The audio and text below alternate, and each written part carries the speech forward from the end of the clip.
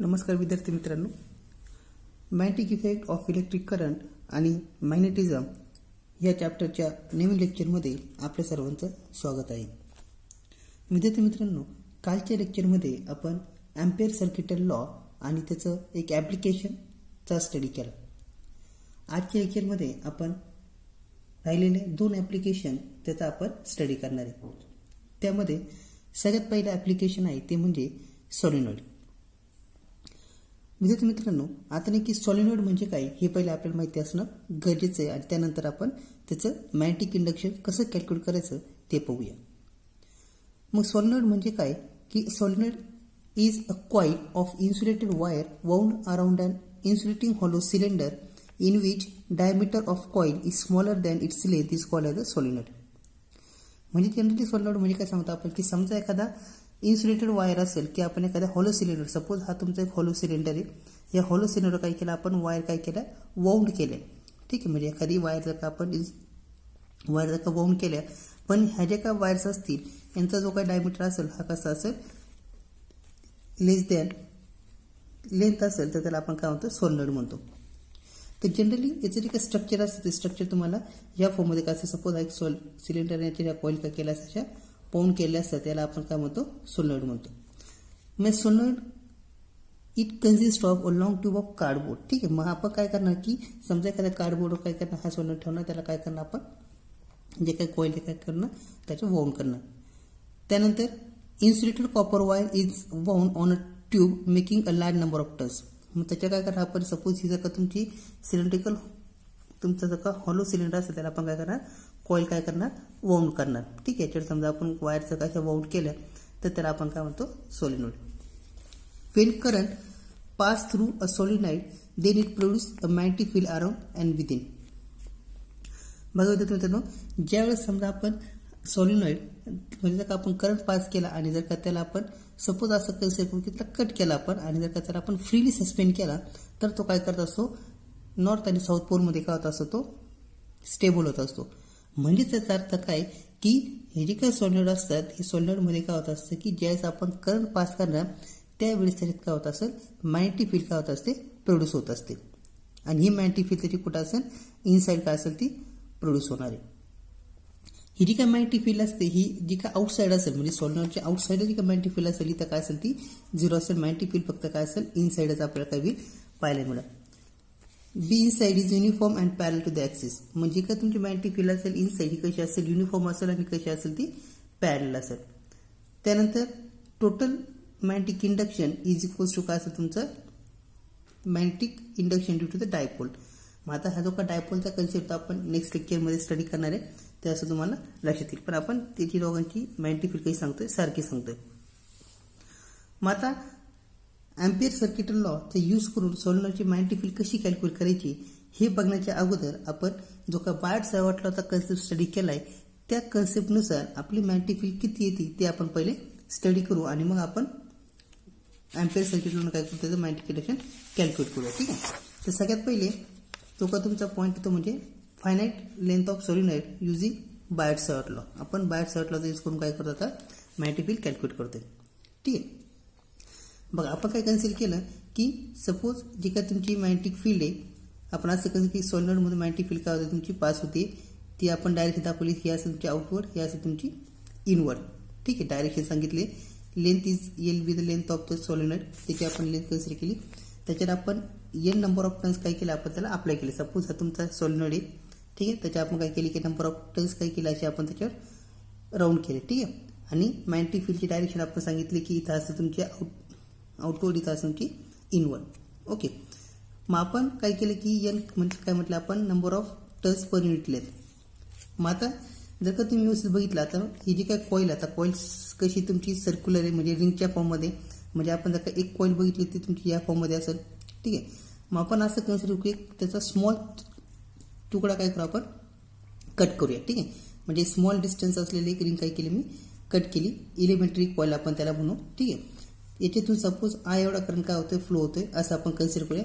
त्याच्यातून जो काय करंट फ्लो येतो की त्या तुमचा आय डॅश असेल असं आपण कन्सिडर करू. ठीक आहे, मग आपल्याला काय करायचं की have to calculate magnetic field at this point म्हणजे पी या पॉईंटला मॅग्नेटिक फील्ड किती असेल ते आपण कॅल्क्युलेट करतोय.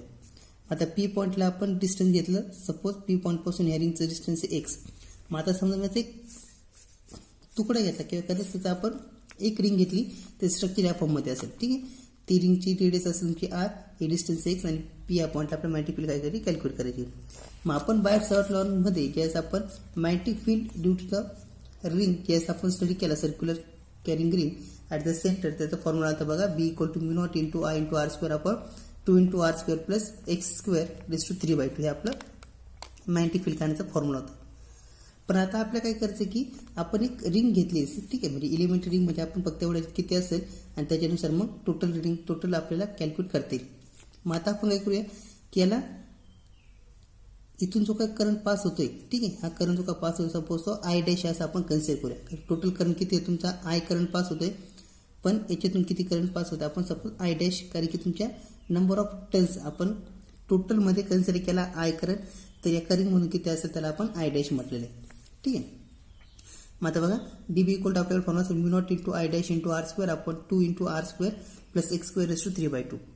मग आपण जो काय करंट आहे तो आता इथे लिहितोय बघा आय डॅश इक्वल टू आपण काय लिहिणार N X N into D X into I. म्हणजे जो का तुमचा करंट आहे, समजा टोटल करंट आय असेल तुमचा, तर आय डॅश म्हणून किती होईल N into D X into I, म्हणजे एन काय तुमचा number of turns per unit length आहे. मग आता आय डॅशची व्हॅल्यू जर आपण सबस्टिट्यूट केली तर काय मिळेल बघा आपल्याला D B equal to mu naught into N into D X into I into R square आपण 2 into R square plus X square raise to 3/2. याचं इंटिग्रेशन केलं आपण तर डी बी इक्वल टू, आता बघा आपल्याला इंटिग्रेशन करायचं, पण इंटिग्रेशन करताना आपल्याला काहीतरी व्हेरिएबल पाहिजे. आता व्हेरिएबल इथं जर का आपल्याला व्हेरिएबलच नाही, ठीक आहे, तर आता व्हेरिएबल आपल्याला घ्यावं लागेल पहिले. ठीक आहे, मग आता व्हेरिएबल घेताना काय करणार बघा, आता डायग्राम थोडी मी सिम्प्लिफाय करतो. समजा तुमची सोलेनॉइड आहे हा, ठीक आहे, इथून आपण डिस्टन्स घेतलंय θ1, ठीक आहे, आता इथं आपण डायग्राम दाखवली बघा, इथून डिस्टन्स घेतलं आपण θ आणि इथं डिस्टन्स तुमचं θ2, इथं डिस्टन्स आहे θ1. ठीक आहे, म्हणजे ही डायग्राम इथं सिम्प्लिफाय केली θ1 θ2. मग आपल्याला काय करायचं आता की हा जो काय dx आहे हा आपल्याला इन टर्म्स ऑफ θ काय करायचं आपल्याला लिहायचं आहे. ओके, मग आपल्याकडे फॉर्म्युला बघा इंटिग्रेशन काय घेतलं आपण θ1 टू θ2 हे काय करतो आपण टोटल इंटिग्रेशन घेणार, म्हणजे θ2 ते θ1 टू θ2 इंटिग्रेशन केल्यानंतर mu naught into N into D X into I into R square आपण 2 into R square plus X square raise to 3/2 हे काय तुमचं टोटल इंटिग्रेशन असणार आहे. मग जर का आपण ते डीएक्सची जर का आपल्याला कॅल्क्युलेट करायचे असेल तर बघा आता इथं जे काय आपण बघितलंय हा इथं तुमचा अँगल θ, याच्यावरून समजा आपण tan θ कॅल्क्युलेट केलं, tan θ तुम्हाला मिळेल कॅपिटल R अपॉन एक्स. ठीक आहे, म्हणजे इथून जर का आपण असं कन्सिडर केलं की tan θ मला कॅल्क्युलेट करायचं असेल तर R अपॉन एक्स केलं तुमचा. ओके, मग त्याच्यावरून आपल्याला काय मिळेल एक्स इज इक्वल्स टू काय मिळेल बघा, X is equals to R into cot θ. ठीक आहे, 1 अपॉन tan θ म्हणजे कॉट θ आपल्याला माहिती आहे, एक्स इक्वल काय मिळेल आर कॉट θ. मग याचा आपल्याला जर का आपण डेरिव्हेटिव्ह घेतला टेक्स अपॉन डी θ तर आपल्याला काय मिळेल बघा minus R into cos X square into θ that is dx equal to मिळेल minus R into cos X square into D θ. मग आता dx ची व्हॅल्यू मिळेल, ही dx ची व्हॅल्यू आपण ह्या इक्वेशनमध्ये सबस्टिट्यूट करूया. बघा म्यू नॉट इंटू एन आपण बाहेर घेतला, आय की व्हॅल्यू जो काही dx ची व्हॅल्यू ती dx ची व्हॅल्यू आपण सबस्टिट्यूट केली बघा, ती घेतली minus R into cos X square θ into D θ into R square into I upon 2 into R square plus X ची व्हॅल्यू किती घेतली आपण R square cot square θ into raise to 3/2. मग आता पुन्हा इंटिग्रेशन घेतलं तर बघा काय होईल, मायनस साईन बाहेर घेतलं इंटिग्रेशनच्या, integration from θ to θ2 mu naught into N into R square आणि हा तुमचा R cube into cos X square θ D θ into I upon 2 into R cube into cos X cube into θ. ठीक आहे, बघा आता हा तुमचा रूट मध्ये कॅन्सल म्हणजे किती येईल तर तुमचा बरोबर कॉस एक्स क्यूब हा काही तुमचं होणार. म्हणजे ते समजा आर स्क्वेअर कॉमन घेतला असता आपण इथं तर काय झालं असं 1 plus cot square θ 1 plus cot square θ म्हणजे काय तुमचा कोस एक्स स्क्वेअर θ म्हणून आपण इक्वेशन घेतलं कोस एक्स स्क्वेअर θ. मग आता बघा मायनस θ1 टू θ इंटिग्रेशन आहे, इक्वेशन मिळेल आपल्याला R cube cancel mu naught into N into I, इथं तुमचा कोसिक क्यूब इथं 1 अपॉन कोसिक राहील. ठीक आहे, इथं 1 अपॉन कोसिक राहील, 1 अपॉन कोसिक म्हणजे का तुमचा sine θ mu naught into N I sine θ D θ upon 2. बघा मग आता टोटल मॅग्नेटिक फील्ड आपण बघितलं तर बी इक्वल टू काय मिळेल आपल्याला, B equal to mu naught into N I upon 2 into minus sine θ तर जर का तुमचं इंटिग्रेशन ते minus cos θ integration varies from θ1 to θ2 that is B equal to मिळेल तुम्हाला mu naught into N I upon 2 cos θ θ1 to θ2 that is mu naught into N I cos θ1 minus cos θ2. म्हणजे त्याचा अर्थ काय, ज्यावेळेस तुम्हाला सॉलिनॉइडचं जर का मॅग्नेटिक फील्ड कॅल्क्युलेट करायची असेल तर त्यावेळेस तुम्हाला ह्या फॉर्म्युला काय करतील मॅग्नेटिक फील्ड काय करतील इझिली कॅल्क्युलेट करतील. फॉर्म्युला तुमचा mu naught into N I upon 2 into cos theta 1 minus cos theta 2. जसं आपण बायट सॉर्ट लॉ आणि स्ट्रेट करंट कॅरिंग वायरचा आपण कॅल्क्युलेट केला होता तसंच आपण सोल्युशनचा पण केला तर कॅल्क्युलेट केले. शक्यतो जे का तुमची नीटला जे काही क्वेश्चन्स असतील तर ते ह्याच फॉर्म्युलावर शक्यतो बेस असतं, ते लक्षात ठेवायचं. ओके. थिटा 1 आणि theta 2 is measure in a same direction. Theta 1 theta 2 काय करणार आपण सेम डायरेक्शन काय करणार मेजर करणार. एक तुम्ही क्लॉकवाईज जा किंवा अँटी क्लॉकवाईज जा. मग आता याच्यावरचं एक क्वेश्चन जर का तुम्हाला कधी कधी विचारला जातो तो क्वेश्चन आपण आता काय करूया स्टडी करूया. क्वेश्चन विचारला तुम्हाला या फॉर्ममध्ये find out magnetic field at the axial point. ठीक आहे. एक्सेल पॉईंट जर का मॅग्नेटिक फील्ड कॅल्क्युलेट करायची असेल तर magnetic field at point P formula आपल्याकडं naught into N I upon 2 into cos theta 1 minus cos theta 2. मग आता या इक्वेशनमध्ये बघा थिटा 1 किती घेणार आपण 30 डिग्री आणि आपल्या काय करतात थिटा 2 मोजायचं म्हणजे आपण सेम डायरेक्शनमध्येच मोजतो. येतो किती असेल तुमचा तो हा 30 आणि सॉरी इथं किती तुमचा 30 हा किती दिला 60 म्हणजे किती असेल 180 मायनस 60 किती असेल तो 120. म्हणजेच काय झालं mu naught into N I upon 2 that is cos 30 minus cos of 120. Mu naught into N I upon 2 into √3 upon 2 minus 120 value असते minus 1 upon 2 that is mu naught into N I upon 2 we get √3 upon 2 plus 1 upon 2. Answer will be mu naught into N I upon 4 into √3 plus 1. हे झालं तुमचं त्या फॉर्म्युल्यासाठी त्या व्हॅल्यूसाठी answer. ठीक आहे. समजा तुम्हाला थिटा 1 थिटा 2 व्हॅरी केला ते आन्सर पण तुमचा काय होते व्हॅरी होत जाईल. हा झाला तुमचा बायट सॉर्ट लॉचा यूज करून सोल्युशनसाठी व्हॅल्यू कशी कॅल्क्युलेट करायची ते. त्यानंतर त्याचे दोन कंडिशन आपण स्टडी करतो बघा. Magnetic field at a axial point and inside of the solution. समजा आपल्या मॅग्नेटिक फील्ड कॅल्क्युलेट करायची ॲक्सियल पॉईंटला inside the solution. Inside the solution जर आपण कॅल्क्युलेट करायची असेल तर त्या सिच्युएशनमध्ये आपण थिटा 1 कन्सिडर करतो 0 आणि थिटा 2 कन्सिडर करतो 180. म्हणजे बी इक्वल काय म्हणून बघा आपल्याला mu naught into N I upon 2 cos theta. Cos थिटाची व्हॅल्यू तुमची 0 कॉस थिटा 2 तुमचा 180 cos 0 minus 180 mu naught into N I upon 2 1 minus 1 theta 180ची व्हॅल्यू असेल तुमची -1 म्हणजे 1 मायनस 1 वी गेट 2. ठीक आहे. म्हणजे आता तुमचा 2 विल 2 कॅन्सल बी इक्वल काय मिळेल mu naught into N I. म्हणजे याचा अर्थ काय magnetic field inside the solution किती असेल mu naught into N I and magnetic field at both axial point of the solution. Axial point म्हणजे समजा ह्या पॉईंटला आपण मॅग्नेटिक फील्ड कॅल्क्युलेट करायची असेल तर त्यावेळेस काय असेल थिटा 1 टेकन ॲज 90 डिग्री कारण की आपण इथून मेजर करतोय. ठीक आहे. इथून तुमचा असेल 90 डिग्री आणि थिटा 2 किती असेल 180 degree. Mu naught into N I upon 2 cos 90 minus 180 we get mu naught into N I upon 2 cos 90 म्हणजे 0 मायनस 1 म्हणजे तुमचा आन्सर मिळेल mu naught into N I upon 2. ही काय असेल तुमची magnetic field at the axial point. तर हे झालं तुमचं calculation by using Biot Savart law. आता जो काय अँपियर सर्किट लॉ आहे त्या अँपियर सर्किट लॉनुसार आपण हा फॉर्म्युला कसं डिराईव्ह करू ते आपण आता तिथं बघणार आहे. ठीक आहे. तर बघा बायट सॉर्ट लॉनुसार आपण आता एक्सप्रेशन फाइंड आउट करतोय. Expression for magnetic induction. आता तुमचं बोर्ड लेवलचं एक्सप्रेशन आहे ते तुम्हाला कसं आलं ते समजून घेतोय आपण. आपण काय कन्सिडर केलं की सपोज आता तुमचं एक सॉलिनॉइड आहे. या सॉलिनॉइडमध्ये काय केलं आपण वायर वाऊंड केलेलं आहे. ठीक आहे. त्याच्यातून इनसाइड मॅग्नेटिक फील्ड आहे बी. ओके. मग आपण बघा काय कन्सिडर करतो कन्सिडर रेक्टँग्युलर पाथ PQRS म्हणजे आपण त्याच्यातून काय केलं छोटासा तुकडा काय केला आपण कट केला आहे PQRS म्हणून. PQ is along the axis. ठीक आहे. हा काय तुमचा अलॉंग द ॲक्सिस आहे. PQ आणि RS यांची व्हॅल्यू किती सपोज आपण लेंथ कन्सिडर केली L. N B the number of turns per unit length. ठीक आहे. म्हणजे कॅपिटल N घेतला तुम्ही number of turns per unit length म्हणजे सपोज N इक्वल टू आपण लिहितोय स्मॉल n अपॉन L. त्यानंतर NL म्हणजे काय मिळेल आपल्याला number of turns in unit length of L of the solenoid. I be the current flowing through the solenoid. B be the magnetic induction inside the solenoid. ठीक आहे. बी आता तुम्ही magnetic induction ते आपल्याला कॅल्क्युलेट करायचं आहे. मग आपण इथून करंट तुमचा फ्लो केला इनसाइड इथून करंट तुमचा आउटसाइडला. इथं जे काय ही डायग्राम थोडीशी सिम्प्लिफाय केली. इथं तुमचा करंटची डायरेक्शन दाखवली इथं आउटवर्ड इथं दाखवली इनवर्ड. ठीक आहे. मग आता आपल्याला काय करतील की हा जो का तुमचा टोटल जो का सरफेस आहे हा टोटल सरफेस काय करायला आपल्याला इंटिग्रेशन करावं लागेल. म्हणजे P to Q Q to R R to S S to P हे सगळ्यांचं काय करणार आपण इंटिग्रेशन करणार. मग आपण तो क्लोज पाथ कन्सिडर केला म्हणजे काय म्हणून बघा integration over close path P dot DL equal to integration from P to Q B dot DL plus Q to R B dot DL plus R to S B dot DL plus S to P B dot DL. बघा म्हणजे side PQ is parallel to the बघा तुम्हाला इथं लक्षात येईल की जे का तुमची साईड PQ आहे.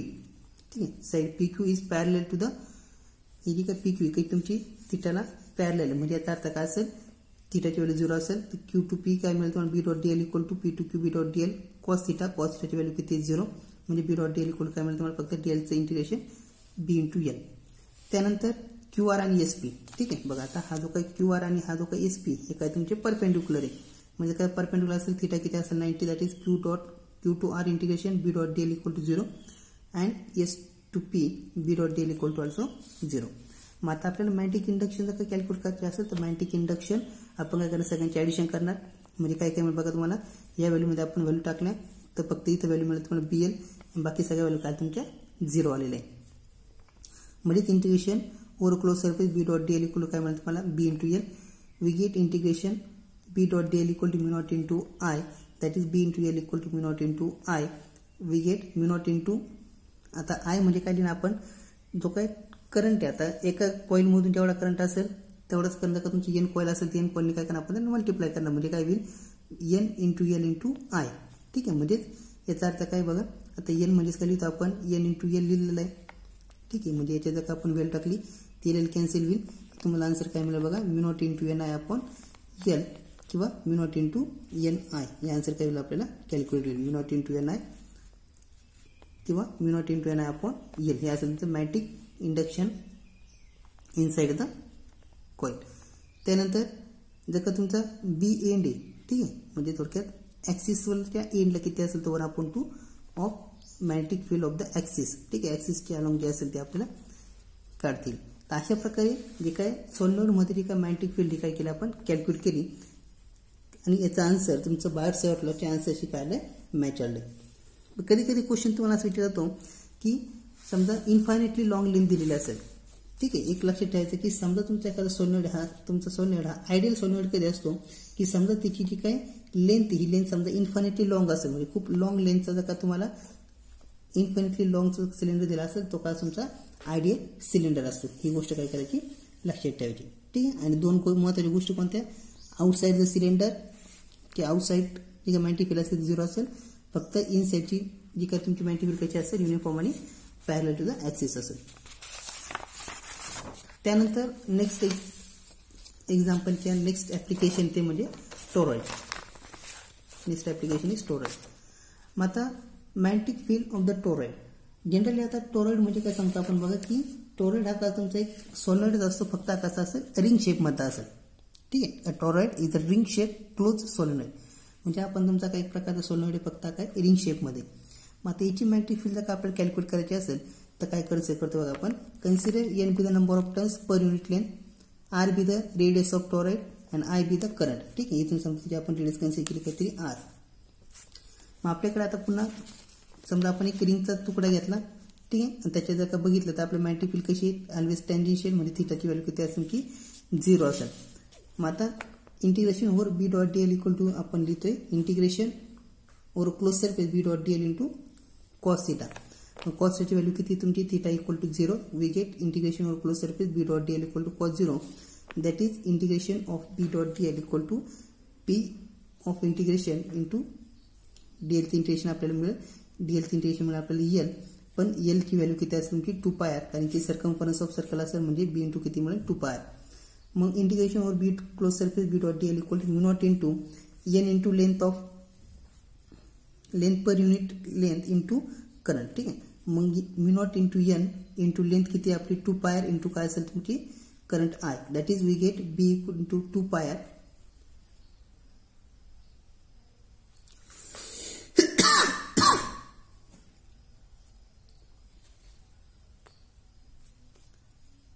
b into 2πr is equal to mu naught into n into 2πr into 1 म्हणून आपण त्याला I म्हणूया. ठीक आहे आपण I म्हटले सॉरी.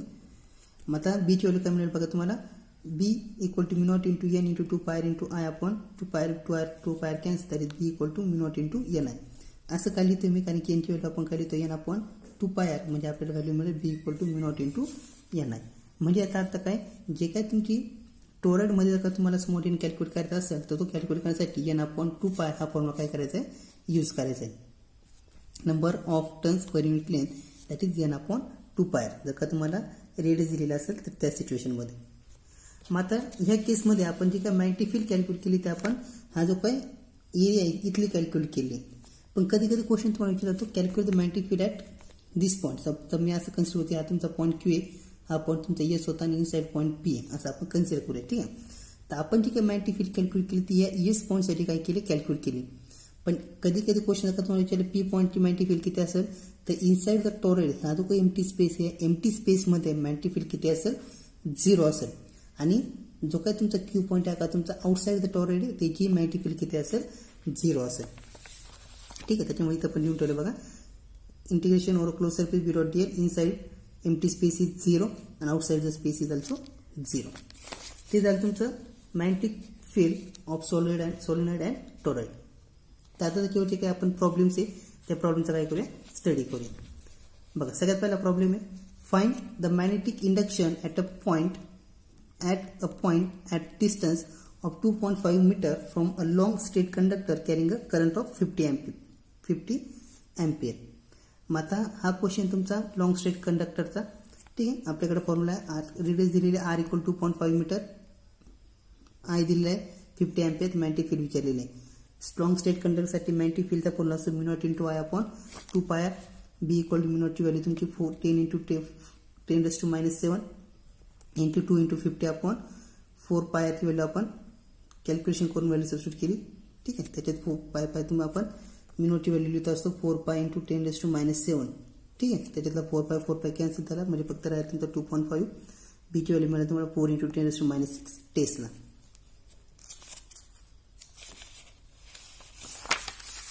त्यानंतर नेक्स्ट एक्झाम्पल आहे a long solenoid carries a current of 2 ampere if the number of turns is 5000 per 0.75 meter length of the solenoid. Find the magnetic induction at a point inside the solenoid. बघा एक long solenoid आहे त्याच्यातून 2 ampere एवढा current काय होतं flow होतोय. If the number of turns is 5000 per 0.5 metre of length then find the magnetic induction at a point inside the solenoid. म्हणजे ही जी काय आपलं सोलिनॉइड या सोलिनॉइड मधले इनसाइड आपल्याला विचारलेली किती असेल म्हणून. करंट दिला 2 अँपियर. आता आपल्याला number of turns per unit length calculate करून घ्यावं लागेल. दॅट इज 5000 अपॉन 0.5 इंटू केल्यानंतर आपला आन्सर मिळेल 10,000. म्हणजे नंबर ऑफ टर्न्स किती झाले 10,000. बीची व्हॅल्यू आपल्याला कॅल्क्युलेट करायची. फॉर्म्युला आपल्याकडे B equal to mu naught into N I that is 4 pi into 10⁻⁷ into 10,000 into 2 we get 25.12 into 10⁻³ tesla. Okay. Simple example फक्त फॉर्म्युला खेटायचा mu naught into N I.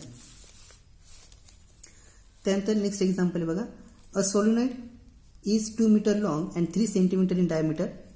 It has 5 layers of winding of 100 turns each and carries a current of 5 ampere. What is the magnetic field at its center?